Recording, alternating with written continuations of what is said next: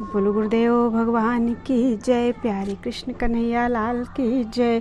श्री मार्कंडेय महापुराण अध्याय 61 ब्राह्मण वाक्य का वर्णन। मार्कंडेय जी बोले, मनोरमा की दोनों सखियों में से पहले उक्त प्रकार के शेर रोग से छूटकर प्रसन्न चित्त होकर स्वरोचि से इस प्रकार कहने लगी, हे प्रभु, मेरा वचन सुनो। मैं मंदार नामक विद्याधर की कन्या हूँ और मेरा नाम विभावरी है। आपने जो मेरा महान उपकार किया है उसका प्रतिदान स्वरूप आपको आत्मसमर्पण करती हूँ, और जिससे सब प्राणियों का स्वर यानी बोली जाना जाता है वह विद्या भी आपको देती हूँ। आप प्रसन्नतापूर्वक ग्रहण कीजिए। मार्कंडेय जी बोले, धर्म के जानने वाले स्वरूच ने यही हो, इस प्रकार कहकर विभावरी कन्या का वचन स्वीकार किया। तब फिर दूसरी कन्या यह बात कहने लगी कि कौमार अवस्था से ही ब्रह्मचर्यावलंबी वेद वेदांग में पारंगत महाभाग पार नामक ब्रह्मर्षि मेरे पिता हैं। एक समय मनोहर बसंत काल में कामी जनों का मन हरने वाले पुंस कोकिल के मधुर आलाप से तपोवन प्रतिध्वनित हो रहा था। उसी समय प्रसिद्ध पुंजिक स्थला नामक अप्सरा उनके समीप आई। इससे वह मुनि पुंगव कामशत्रु के वशीभूत हो गए।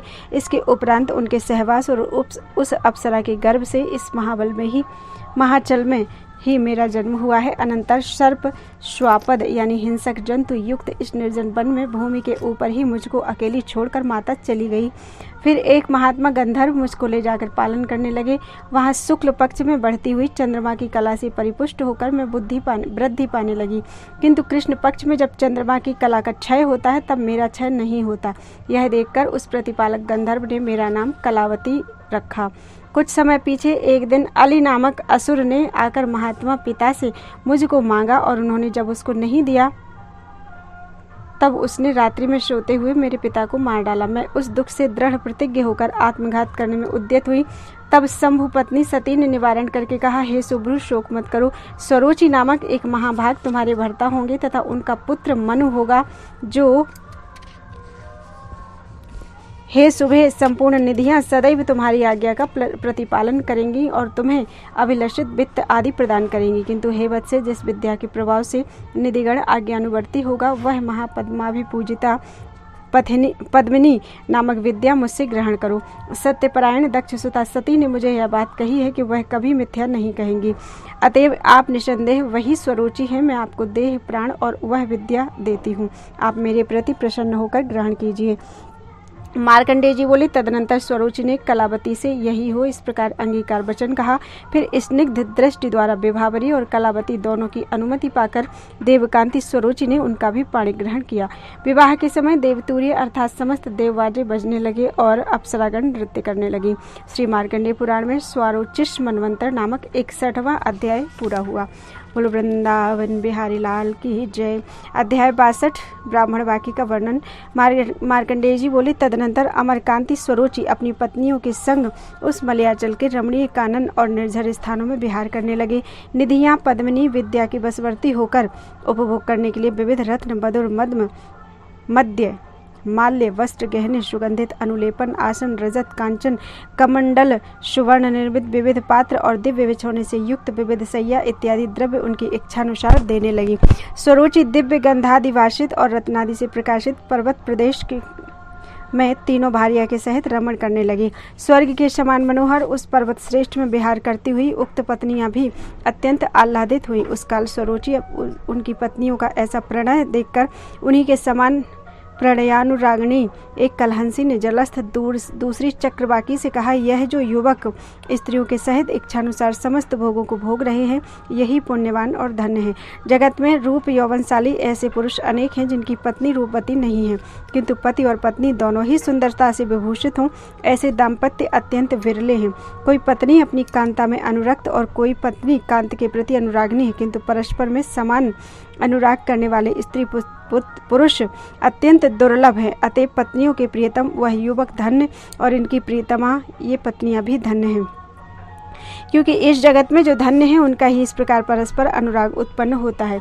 कलहंसी के कहे यह वचन सुनकर चक्रवाकी ने अधिक विस्मित मन न होकर उससे यह बात कही, हे सखी, यह स्वरोची धन्य नहीं है। एक स्त्री के समीप दूसरी स्त्री से भोग करते हैं, इसलिए इनको कुछ भी लज्जा नहीं है। इनकी अभिलाषा सब पत्नियों में समान नहीं है। चित्त का अनुराग जब एकमात्र आधार में ही रह सकता है, तब यह स्वरोची सब भार्याओं के प्रति किस प्रकार समान अनुरागी होंगे। यह पत्नियां भी उनको प्रियतम नहीं है और यह पति भी उनको अत्यंत प्रिय नहीं है। अन्य परिजनों के द्वारा जिस प्रकार चित्त को विनोद प्राप्त होता है, इसी प्रकार पत्नियां भी इनके विनोद की सामग्री भाव मात्र हैं। यह यदि सब पत्नियों के अभीष्ट होते तो इनका सब काल और समान भाव से संतोष संपादन करने में समर्थ होकर क्या इतने दिन जीवित रहते। एक स्त्री जब इनकी अभिलाषा करती है, तब यह दूसरी स्त्री को आलिंगन करते रहते हैं। अतएव इनमें परस्पर का अनुराग अधिकतर दाम्पत्य प्रेम कहाँ है। विद्या प्रदान के मूल्य में बिककर यह स्वरोची पत्नियों के निकट भृत्य के समान आचरण करते हैं। प्रेम बहुत पत्नियों में समान भाव से नहीं रह सकता। हे सखी, कलहंसी मेरे पति धन्य है और मैं धन्य हूँ, क्योंकि मैं उनकी एकमात्र पत्नी हूँ। मेरे प्रति ही उनके चित्त का अनुराग और मैं भी उन एकमात्र पति में ही अनुरागिणी हूँ। संसार में बहुत स्त्रियों वाला पति ही पुण्य और पाप का कारण है। घर, आसन आदि से तथा भूषणों से और समागमों से निश्चय से विषमता करने वाला विषमता करने से महापाप को प्राप्त होता है।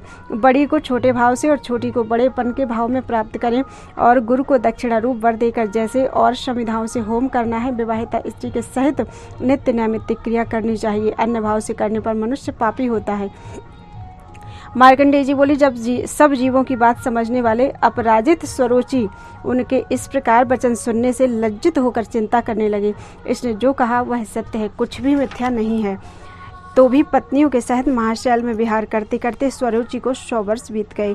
फिर एक दिन पत्नियों के संग विहार कर रहे थे। इसी समय में सन्मुखवर्ती चिकना और स्थूलकाय सब अवयवों से पुष्ट मृगी यूथ बिहारी एक मृग को देखा। यह मृग अपने समान मृगियों के यूथ में गिरा हुआ था। तब मृगियां नासिका से कोड़कर मृग का गात्र सूंघने लगी।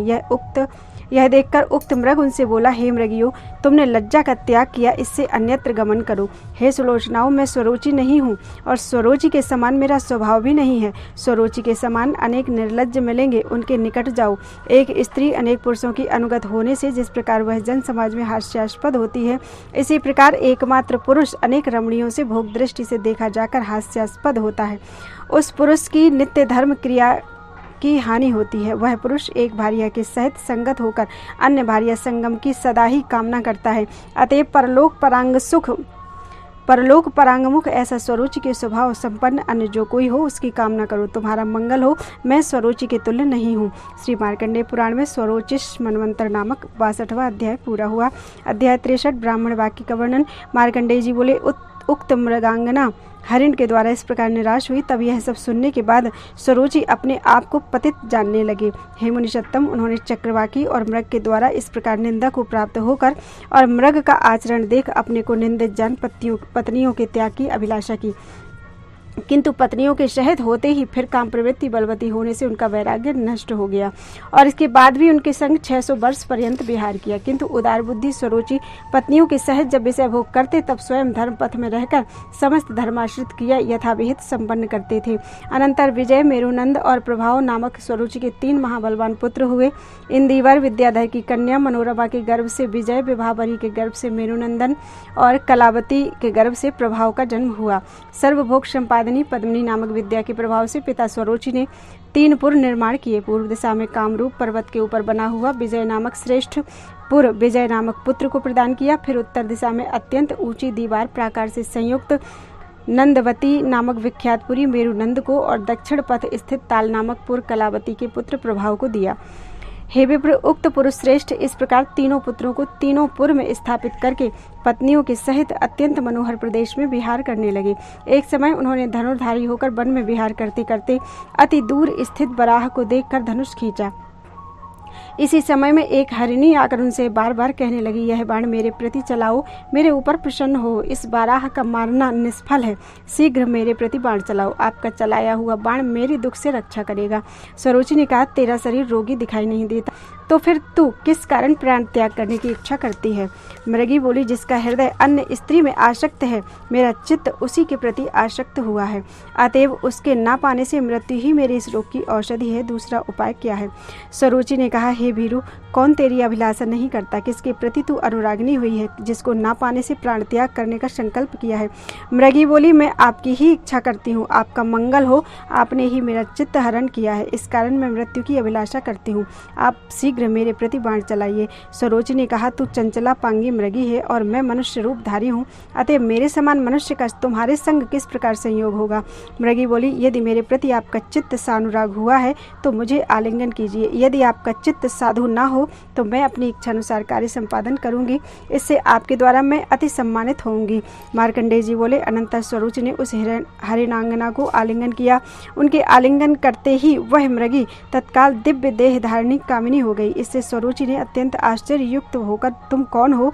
इस प्रकार कहा। उस मृगी ने भी प्रेम भरी लज्जा से गदगद वचन द्वारा उससे कहा, मैं इस वन की अधिदेवता हूँ, देवताओं की प्रार्थना से तुम्हारे समीप आई हूँ।